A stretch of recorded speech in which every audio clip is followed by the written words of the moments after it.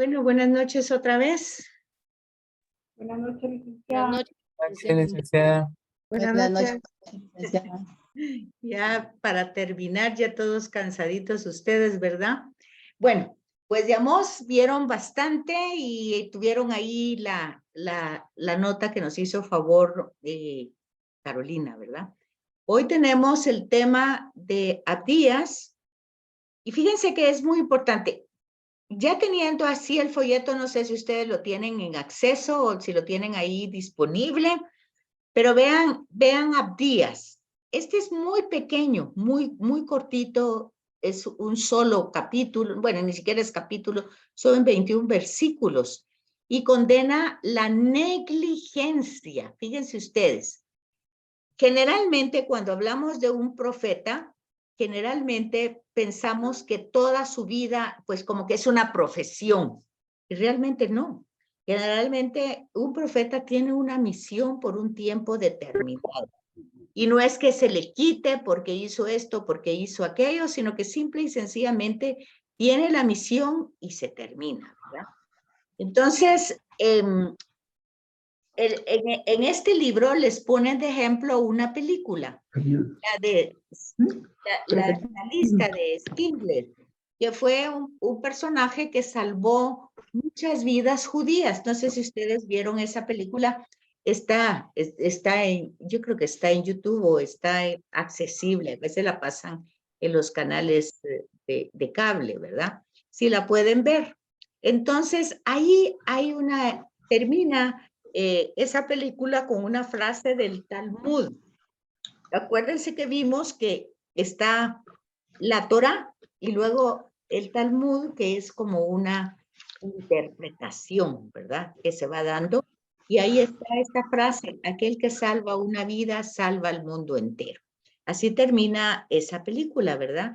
Y la película se llama El listado de Schindler, porque Oscar... La lista de Schindler. Sí, porque van todos los nombres, ¿verdad? No sé si alguno de ustedes ya la vio. La lista de Schindler, ¿no? Sí, licenciada, muy triste. Sí. Entonces, ven todo el sufrimiento que han pasado todas las personas y cómo él, pues, no pudo salvar a todo el mundo, pero sí hizo mucho por los que pudo hacer, ¿verdad? Y entonces, es en relación al tema de la negligencia, ¿verdad? ¿Qué quiere decir eso? Que siempre podemos hacer algo por alguien. Es la queja del Papa Francisco, ¿verdad? De nuestra época. La indiferencia, en otra palabra, la negligencia, que no podemos hacer nada. Pues estos son los aspectos fundamentales que va a tocar. Espérenme, es que Sabrina no sé por qué no puede entrar. Ya le di entrada muchas veces y no logra. Y estoy aquí batallando para que entre, pero no entra, no sé qué les pasa a veces. Y hoy tenemos menos, Carolina. Tenemos menos, tenemos solo 14, incluyéndome. Bueno, Tal vez les cuesta entrar o no encuentran cómo entrar, licenciada. pero no entiendo yo por qué no encuentran cómo entrar. Nos Bueno, mandó en el chat todavía de nuevo el link. pues fíjese que yo estoy aquí entrando, pero apenas si no logra. Bueno, como les decía, son 21 versículos sin división de capítulos. Entonces van desarrollando, no se sabe nada del personaje, posiblemente la obra, pues es de alguna manera ubicada en un periodo del exilio. Acuérdense que el exilio es un tema sumamente importante en Sagrada Escritura, que es cuando Babilonia, como imperio, pues toma a Israel, pues de hecho es a Judá, ¿verdad? Jerusalén, y se lleva a toda la parte intelectual de los judíos y luego se quedan ahí la gente trabajadora siempre como esclava de Babilonia. Se va a Babilonia Ezequiel y se queda en Judá Jeremías, ¿verdad? Entonces, es una historia, es tan importante comprender el tema del exilio como comprender la Pascua, de la sacada de Egipto. Porque el tema del exilio es que ellos perdieron todo, perdieron la tierra, perdieron el templo, todo, se quedaron pues totalmente en exilio, fuera de Israel. Y Jerusalén y Judá fueron destruidas, el templo fue totalmente destruido, el de Salomón. Y entonces aquí la temática que presenta Abdías refleja un conflicto posiblemente antes o después de este exilio entre Edom con Judá. Edom era una ciudad que tenía problemas, ¿verdad? Y entonces podemos ir comparando con otras citas esta misma historia. Dice que la lectura del libro de Abdías puede dejar una sensación como de chauvismo exacerbado, que trae aparejado como consecuencia de un odio acumulado que desencadena en el deseo de venganza y gesta una espiral violencia. Fíjense que esto sirve mucho para lo que estamos estudiando en la primera parte, ¿verdad? De la forma como se escribe y muchas veces, les decía en la clase anterior, cómo van los propios sentimientos del autor, en este caso de Abdías, que va representando más que todo esa situación de descontento y de violencia que tiene con sus rivales, ¿verdad? Entonces, la estructura pues es muy sencilla porque son 21 versículos, ¿verdad? Pero esos versículos están desarrollados con fórmulas y el día de Yahvé es presentado de una manera tremenda, no como que va a venir así como nosotros que decimos en la Eucaristía, anunciamos tu muerte, proclamamos tu resurrección, ven, te estamos esperando.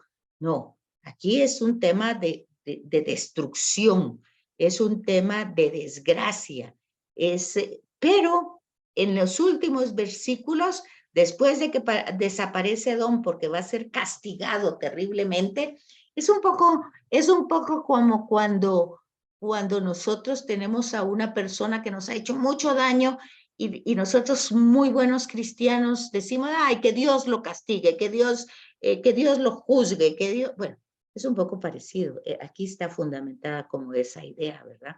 De que estamos esperando que la justicia de Dios sea totalmente arrase contra Edom, en este caso, que ha causado tanto daño a Israel. Y que se agarre al tema de que es un pueblo elegido, que la salvación es dirigida para ellos, y entonces, bueno, ese es más que todo como el desarrollo de ese pleito, ¿verdad?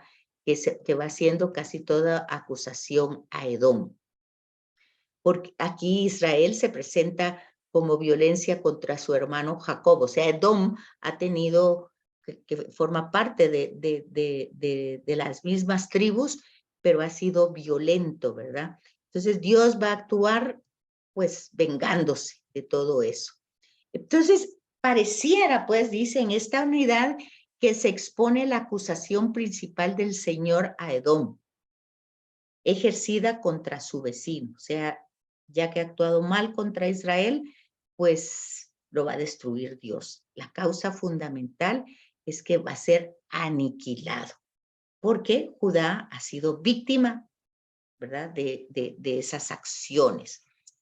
Por favor, utilicen un poquito todo lo que hemos visto en la primera parte, en introducción a la Biblia. Y fíjense, pues, ¿qué pasa si nosotros estos versículos le damos a todos los 21 versículos el tema del mensaje revelado? ¿Se recuerdan que dijimos en la clase anterior que hay un hilo conductor, una continuidad en todos los libros, pero que nosotros tenemos que encontrar cuál es el mensaje revelado, ¿verdad? Y entonces ustedes van viendo a lo largo de todas estas, de esta perícopa que se llama, porque ni siquiera es un capítulo, se repite muchas veces el día de Yahvé y cómo va a ser acompañado ese día y todo lo que va a ser su ruina. Pues si el lector va viendo todo eso, va viendo, pues obviamente va sintiendo tensión, ¿verdad? Va sintiendo miedo de Yahvé, porque ese día ya no va a ser solo para Edom, sino para todas las naciones. Pero entre todo esto, fíjese, esta idea puede recordarnos aquel proverbio popular de no hacerle al otro lo que quisiéramos que no nos hicieran a nosotros. Es decir, entre todo esto tenemos que buscar el mensaje central. Y dice, el mensaje es claro.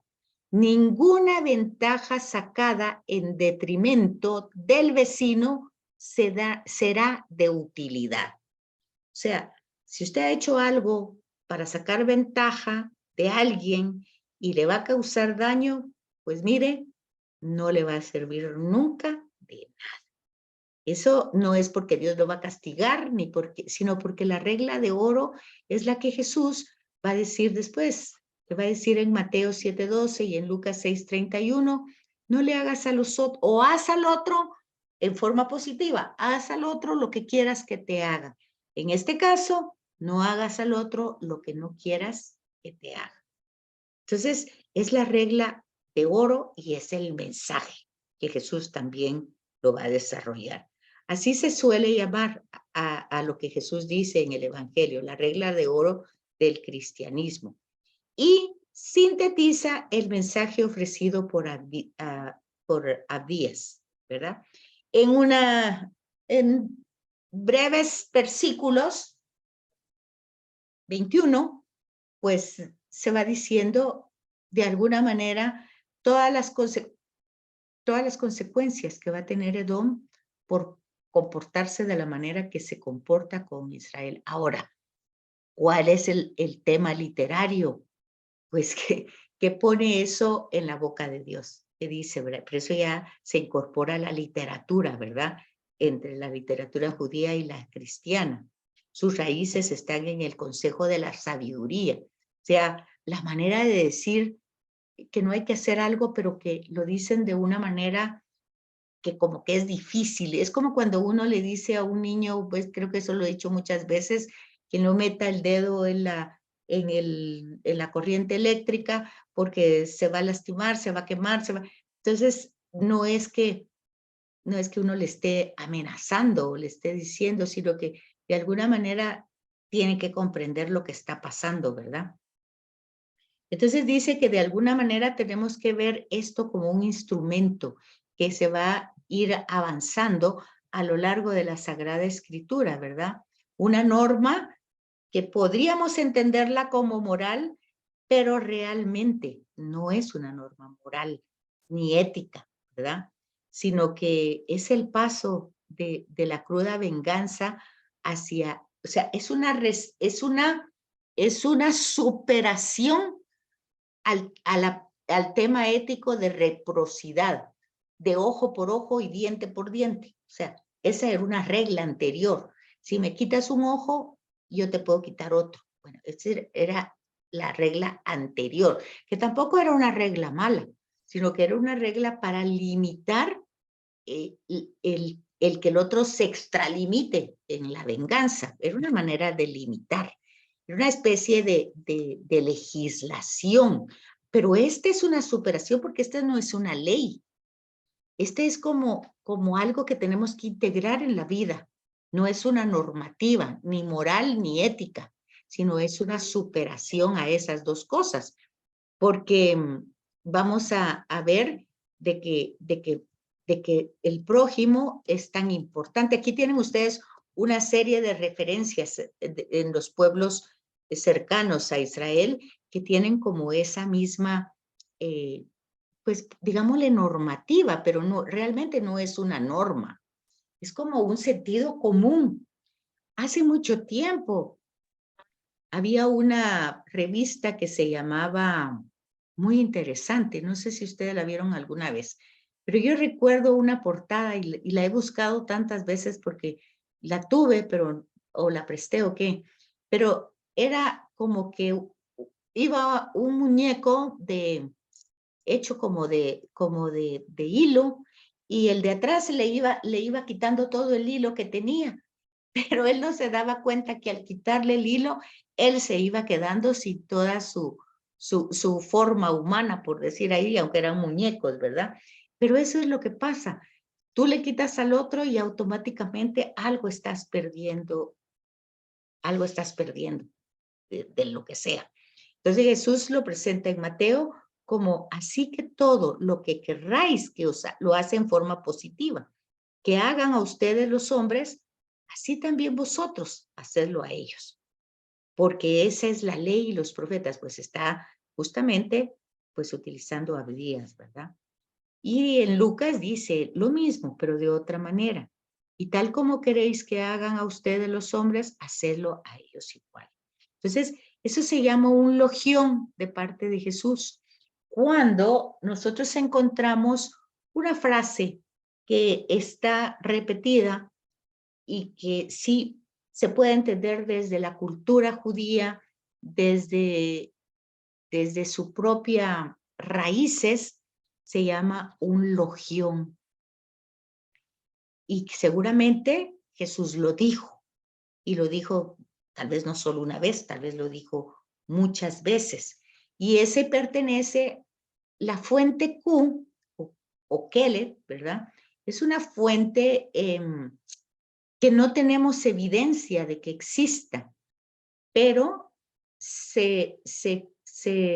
por el Evangelio de Marcos, de Lucas y de Mateo, que se llaman sinópticos, se considera que Marcos, que es el primero que se escribe, pudo haber hecho uso de una colección de dichos y hechos de Jesús.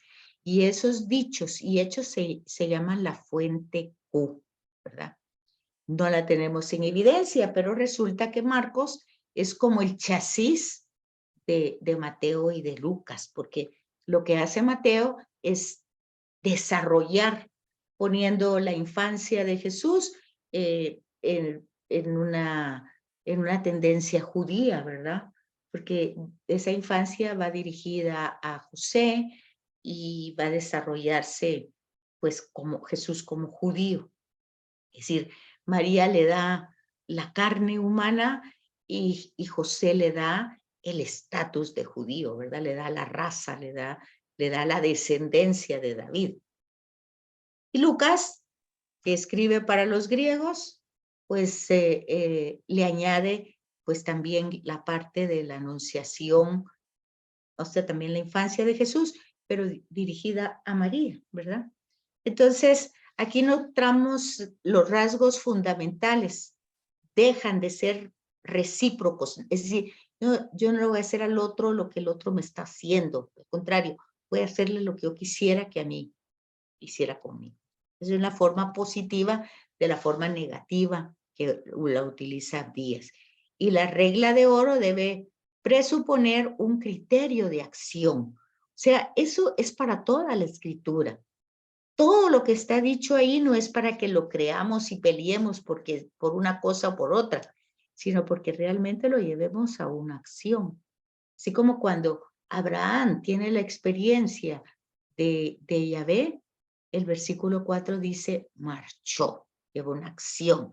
Así como María, cuando tuvo la experiencia con el ángel, marchó a ver a su prima. Entonces, todo, así cuando Moisés tiene el encuentro en la zarza, va al faraón. Pero todo va a tener un criterio de acción. No puede ser directamente solo una regla, una normativa, una ley, porque ese es el problema, que por eso nosotros pensamos que se nos obliga, pero no se nos obliga, sino que realmente o nosotros lo recibimos o lo rechazamos. Y por eso el tema del testimonio, que no es tan bien hacer para que me mire la gente y luego en otro lado lo hago de otra manera, pues no se trata de eso, ¿verdad? Entonces, se necesita ese tipo de relación, ser en relación, en acción con Dios definitivamente, ¿verdad? Entonces, así se sintetiza y así, este es un ejemplo de cómo encontrar el mensaje, ¿verdad? Y cómo irlo leyendo, el género literario, la forma como está utilizando todo el vocablo, todo el lenguaje y encontrar este sentido de toda la unidad y todo el contenido de la historia de la salvación.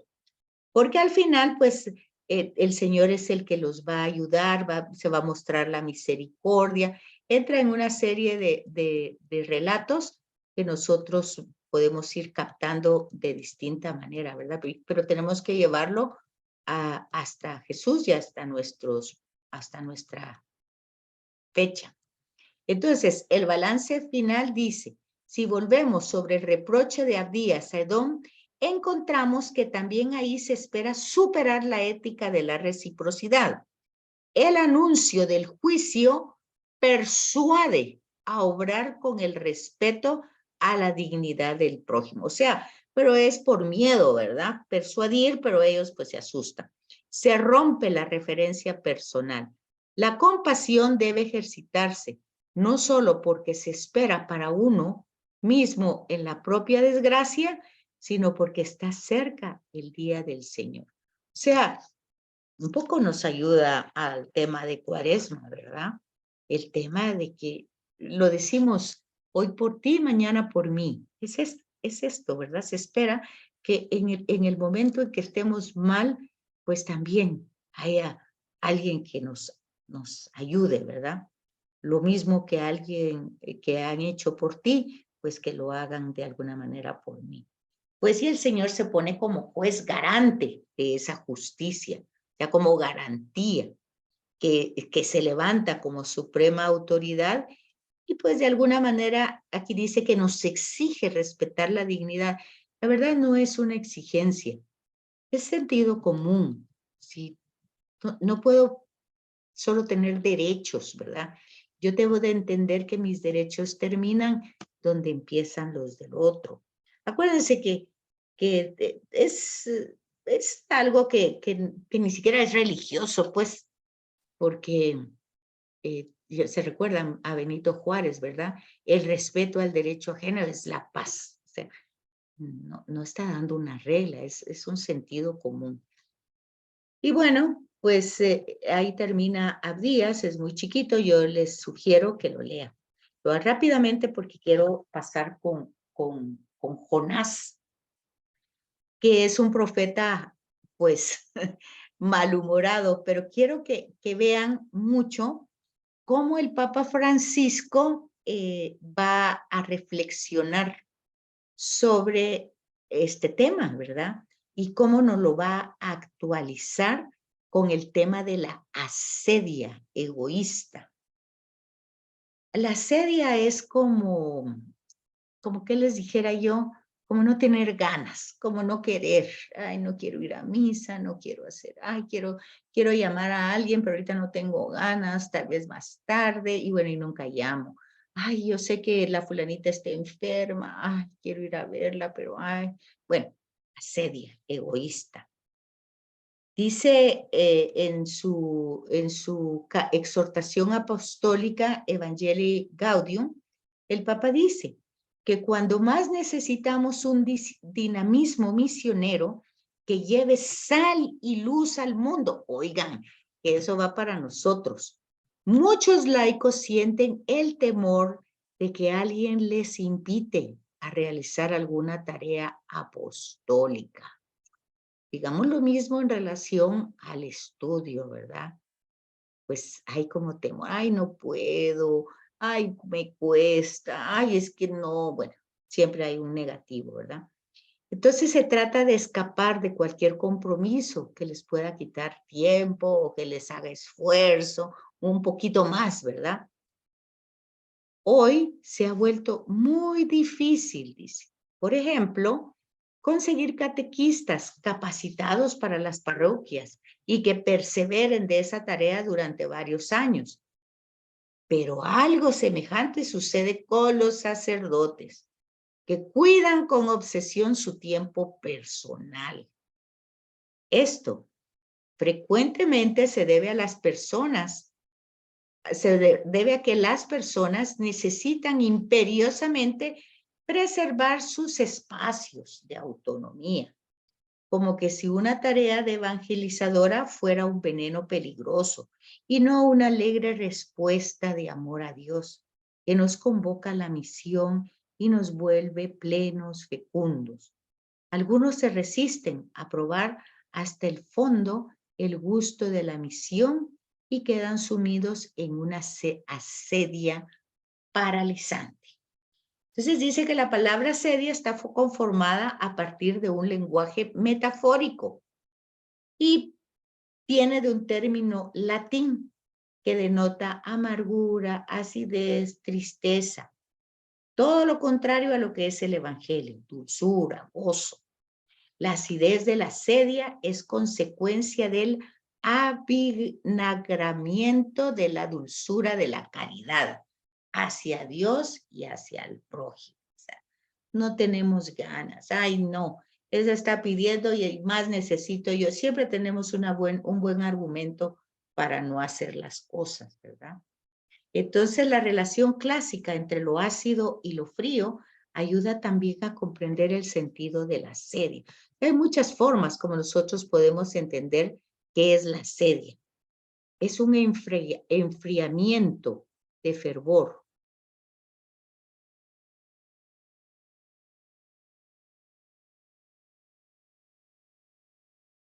Todavía están ahí, ¿verdad? A mí me pareció aquí que se habían ido, ¿no? Sí, licenciada, aquí estamos. Ay, aquí estamos, licenciada. Todos Me pendientes. asusté porque me apareció aquí que se había ido todo el mundo. Ay, no, diga dónde. Bueno, pues miren, el profeta Jonás es un buen ejemplo de ello, dice aquí. Él se transformó luego cambió, ¿verdad? Confió su misión, Dios le confió su misión a un hombre avinagrado y desencantado. El pobre manifiesta en la narrativa un cuadro profundo de angustia que lo lleva por diferentes caminos y diferentes experiencias. Desde que se escapa para suicidarse cuando se tira lo tiran al agua, ¿verdad? Y después es desobediente, rebelde, se enoja con Dios. Pero vean esto, por favor, pongan mucha atención antes que se acabe porque nos queda 8 minutos.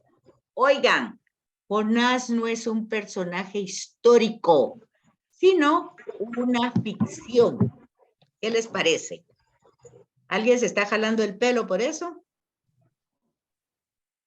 Oigan. Oh, pero qué bueno, sí. Yo al menos sí. El libro que lleva su nombre es un caso único entre los proféticos.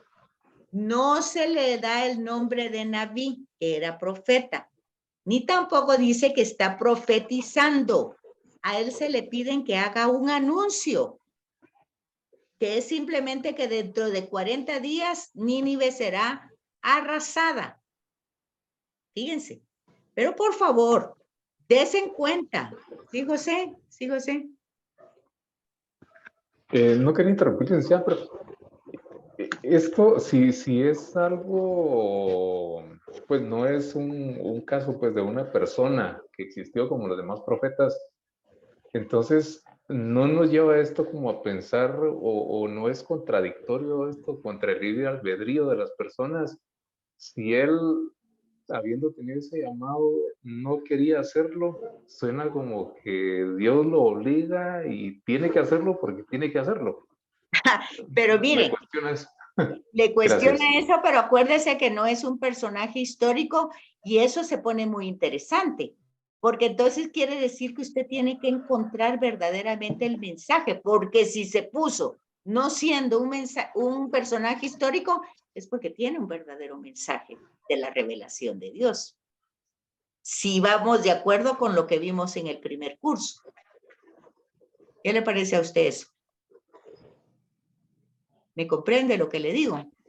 No del todo, licenciado, honestamente. Es decir, el personaje no es histórico, o sea, no existió. Sin embargo, está entre los profetas menores, entre los 12. Eso significa que esta historia, o sea, no el personaje, la historia tiene una gran enseñanza, una gran enseñanza. Y posiblemente esa gran enseñanza no está en todo el cuento, porque entonces es un cuento, ¿o no? Es un género literario que es un cuento. ¿Sí o no? Correcto, sí. Ajá. Entonces tengo que buscar en ese cuento, que es el género literario, el mensaje. Bueno, pero sigamos para ver si le aclara su duda. No nos va a dar Sí, tiempo, sí. a no ser que se quieran conectar para terminar después, no sé.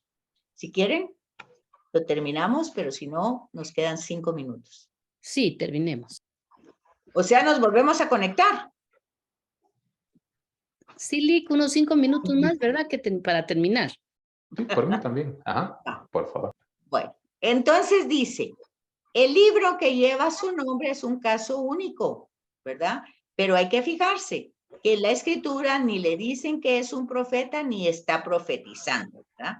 Sino que ahí se narran las peripecias de un personaje enviado solo a dar un anuncio, ¿verdad?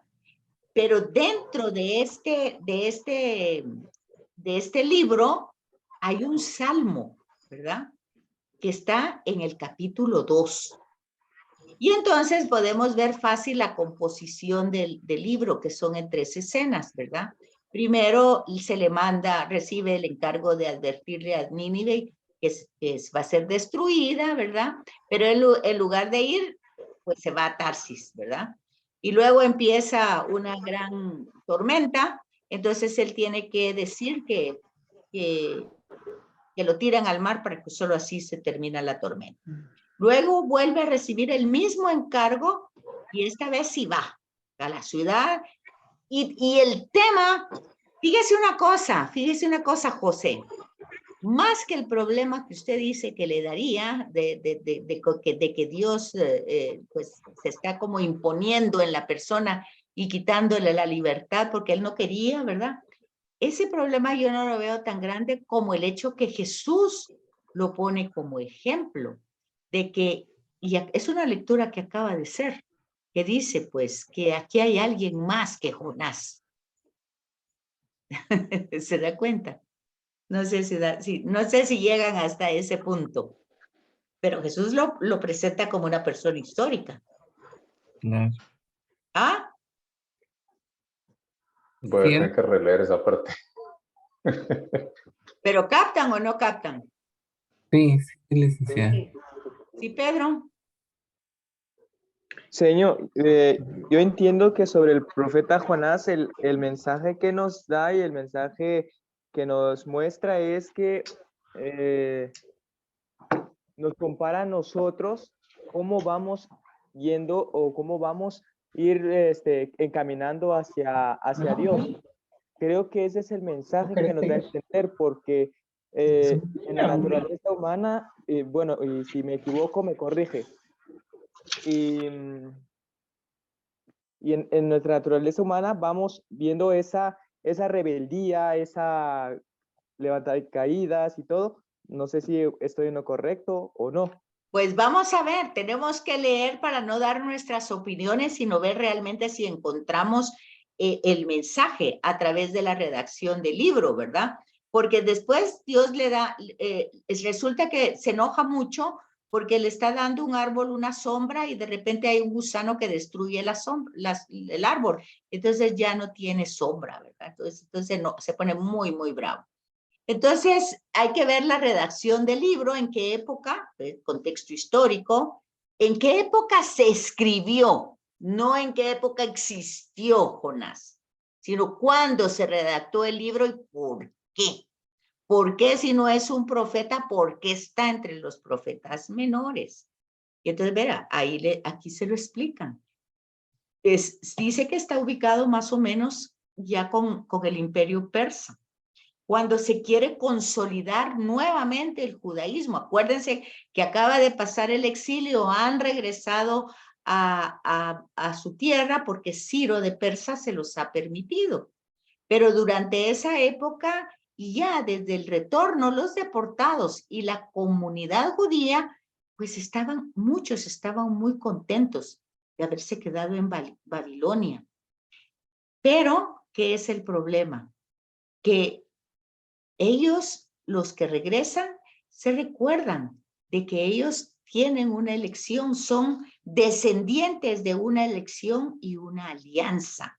Vean el tema, no es así tan sencillo que yo voy a dar mi comentario de lo que yo creo. Tengo que indagar, tengo que leer comentarios, tengo que leer textos de pie de página, tengo que ver la introducción.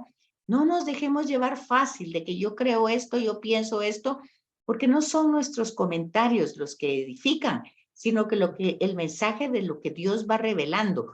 Porque es muy importante darnos cuenta que si no es un personaje histórico y está entre los profetas menores, es porque tiene un tema importante en un momento importante.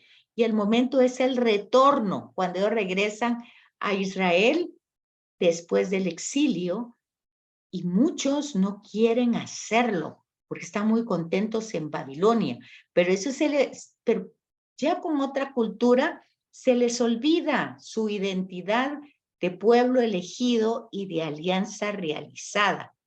Entonces, en el primer momento el judaísmo pues no quería tener contacto con los extranjeros. Entonces eso se puede ver en el libro de Ruth, en este libro, ¿verdad? Donde